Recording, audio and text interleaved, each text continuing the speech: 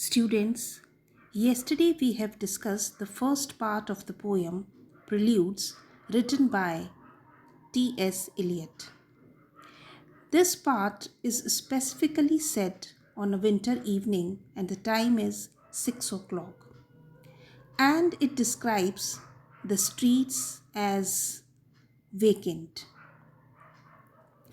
This poem begins and ends by describing events that happen every day. People cooking their dinner and the lighting of the street lamps.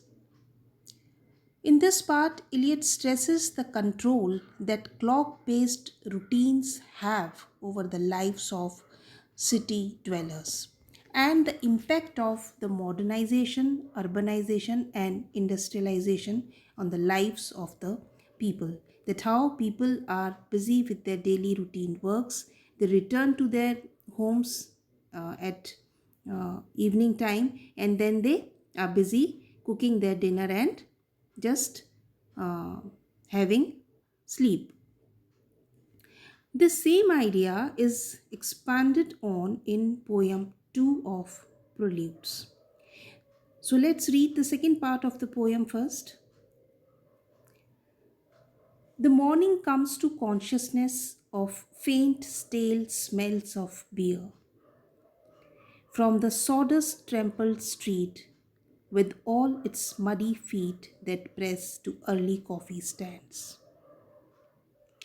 With the other masquerades that time resumes, one thinks of all the hands that are raising dingy shades in 1,000 furnished rooms. Students, this second poem details morning routine and has numerous echoes of the first part of the poem or the first poem, such as smell of steak versus smells of beer, the feet of the cab horse stamping and the muddy feet going to buy coffee at coffee stands, then the lighting of the lamps in the streets and people raising dingy shades to illuminate their rooms.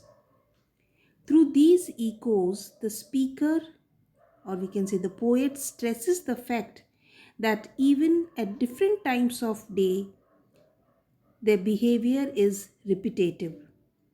An idea that in turn stresses people's limited freedom in the modern world. The lives of people is controlled by time. Time regulates their lives. The first line, the morning comes to consciousness, is in a way repeating the form of the first line of the first stanza, the winter evening settles down. Then we also notice that the poet personifies morning, or we can say that the morning is the subject here, and it is conscious of the smell of the city.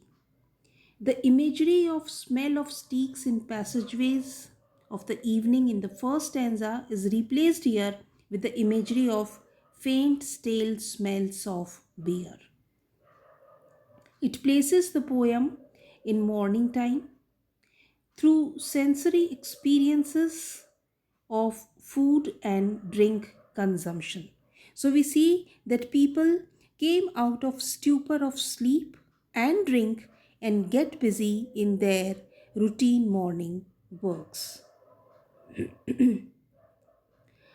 The stimulant of coffee replaces the depressant of beer.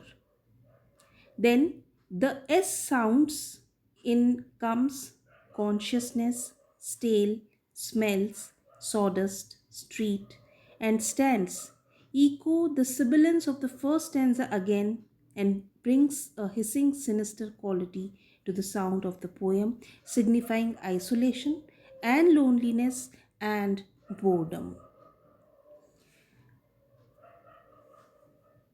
Then the street is personified or it becomes the subject with the feet that belong to it.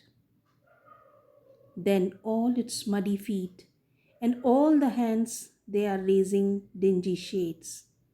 So body parts represent working class city dwellers implying that they are merely busy in daily routine actions and that they are passive slaves to the city or of the time. The poem extends the observation to the entire city and generalizes it through the hyperbole, a thousand furnished rooms. So we see that with the other masquerades, that time resumes. Masquerades means um, actually, a masquerade was originally a formal ball in which guests wore masks and took part in dances, or we can say that it's a form of a disguise. So, with other masquerades, the time resumes, means other routine activities of morning time in which people get busy. One thinks of all the hands. Okay, so the poet, he says that one can think of all those hands that are raising dingy shades, the dull, dirty shades or the curtains. So human hands are lifting these shades or these curtains to let in the morning light. So, in a way, again, there is a ray of hope, we can say, at the end of this poem, and he says that one thinks of all the hands that are raising dingy shades in a thousand furnished rooms. So, in a way, he generalizes. He generalizes and he says, through the hyperbole, a thousand furnished rooms. And this points to the uniformity and degradation of lives living in a city organized by or regulated by clock time. By implication, the poem seems nostalgic for a simpler, cleaner, and more individual human lifestyle before industrialization. So, the impact of industrialization, or we can say the impact of urbanization, how it affects the lives of the people and how their lives are controlled by time or their routine is regulated by clock. This he tries to highlights in both the first two poems or the first two parts of the preludes. So that's all for today, students. Thank you, and tomorrow we'll continue with the third part of the poem.